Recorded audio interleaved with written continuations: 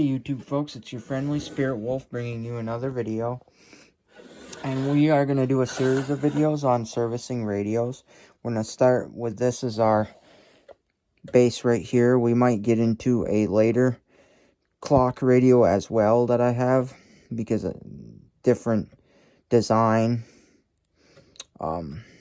as far as mechanisms. This is a Zenith, probably around 65 if I had to guess, mid-60s.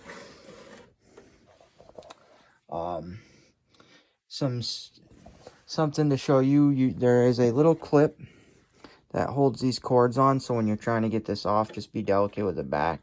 You see those two prongs right there? That's where the cord goes. But you can take that little clip and remove it, and remove the cord for testing. But as always, be careful when you're working on this stuff open like this. As you can see, I have it open. Another thing you should look out for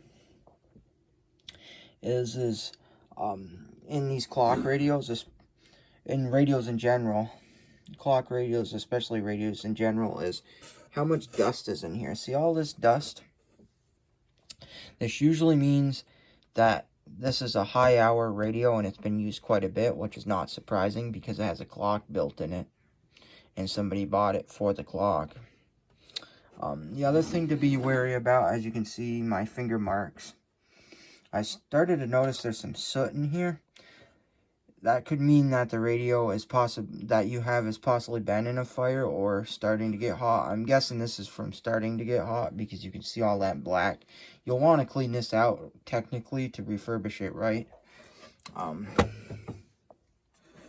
You also want to check your clock mechanisms on these, so to make sure that they're in decent condition. I'll show you an example of one that looks pretty bad. That could still be a good functioning one, but looks pretty bad. As in terms cosmetically, so that's usually means that there could be something dead inside the clock itself. I believe these radios, these clock radios, are worth more if the clock part works, if I remember correctly, because the clock part is like the most value out of these. If you're trying to restore these to resell for like a profit, that's something you'll want to look into, because I believe, not that the radio doesn't have value by itself, but I believe the clock is what really adds to the value of these and why they're so popular.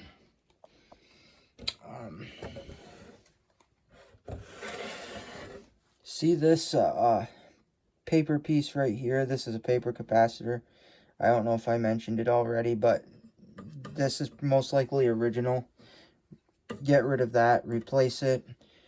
I think you can get something similar of value to that to put into the board. That's a more modern day component that works the same as this electrolytic capacitor, and the value on it I will show you in a minute how to determine that. Or a series of diodes, I believe, does the same thing. That's something you'll have to look up on the internet, but definitely replace it. This. And the way you can tell is by these numbers right here. There's a set of numbers here, and they'll usually give you the value on this, and it's usually somewhere down in here. Once you know the value is the terminology that's like to be used in the radio world. I think it's just basically another terminology for volts pretty much. But once you know all that, then you can look on the internet, find your part, and replace it. You'll want to test all these tubes and the sockets. The best way to do that is if you have a tube tester, but there's a way to do it with your voltmeter, and I can show you that in a minute, which I will. But yeah, see, this one has an alarm set in the back. Some of them, all the knobs are on the front. This Zenith model happens to have set in the back. So what you want to do is you want to take your voltmeter, pull this out. And some voltmeters have a setting that you can use for capacitor. It's a diode setting, usually. And then there's prongs on here, and you kind of just want to check each prong off of each other in like series. And once you've figured out that all your prongs are okay and there's not a break in your tube, then you know your tube's good. Same thing here, but I do definitely recommend getting a tube tester, which I'm eventually going to invest in because it's a lot easier.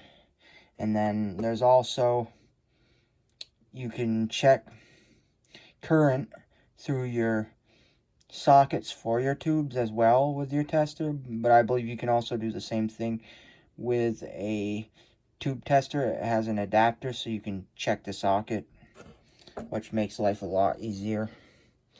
And so I definitely recommend getting one of those if you're going to do this as a heavy do a heavy amount of tube radios. They're very simple and not really that complex when you break them down. Speakers oftentimes don't usually fail out. They can, though. There's certain components in here, like this tuner. These tuner pieces right here that don't typically ever fail, but you never know. I mean, most of the time when you're like your tuning knob and your on and off switch fail are because somebody broke something in there or wear out parts, and these don't often fail, but this one might be done in this one because if you hear as I turn it, it kind of makes a squeal and it doesn't really click. And most of the time these are supposed to make a click noise when you turn them on and off for the volume, so something tells me this switch might be busted, which I'm going to look further into. But you can tell because it spins freely and it just squeals. So that's probably something on this radio that will need replaced. That's pretty much all you need to look at, basically, is your tubes, your paper capacitor, your electrolytic, or any of your electrolytics in there. Sometimes little diodes that are in the board. And tube sockets, I believe is what I said. So yeah, and for these, you know, if your clock is functioning or not, which is a rare occurrence. Another rare occurrence on these that can happen, that doesn't typically, is this little like transformer right here, is what I like to call them. They can sometimes fail, but very rarely. As you can see, this radio is in pretty rough shape as far as all the soot and dirt in here. I'm really going to give this one a full cleaning as well, because I just think it's going to be better for the machine. Because all that dust starts to build up and it gets hot in there. You can see the dust on the tubes. So I'm going to really give this one a good cleanup. Like I said, replace this part. And this one should be good to go. And that's basically what you need to know about radio repair. In general, clock radios, all kinds of radios of the tube era. I hope that this is informative to you. I will break into another radio as an example in another video that has a little more going on with it. Maybe for tube radios to give you more. This is just in depth on this. So I hope this was helpful. I hope this helps somebody who's going to be doing any radio repair as a business or a hobby. This can become a really good business, but it can also be better as just a hobby, because sometimes being a business, it can be hard. Because there are still collectors for this stuff, but some of this is getting harder to find parts for.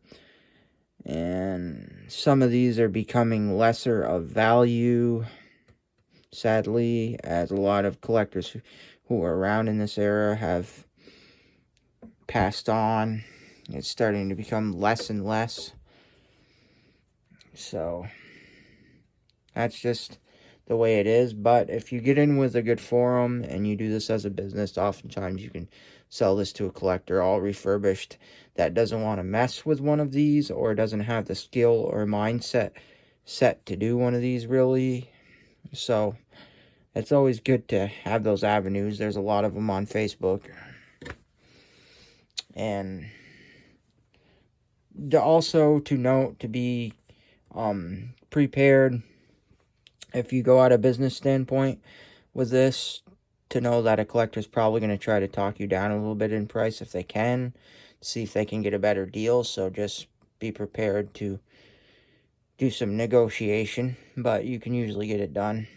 I don't typically, or I haven't yet sold many of my radios because I've kind of just been gathering them to service them. I may at some point start doing some sales. I think I'm going to do some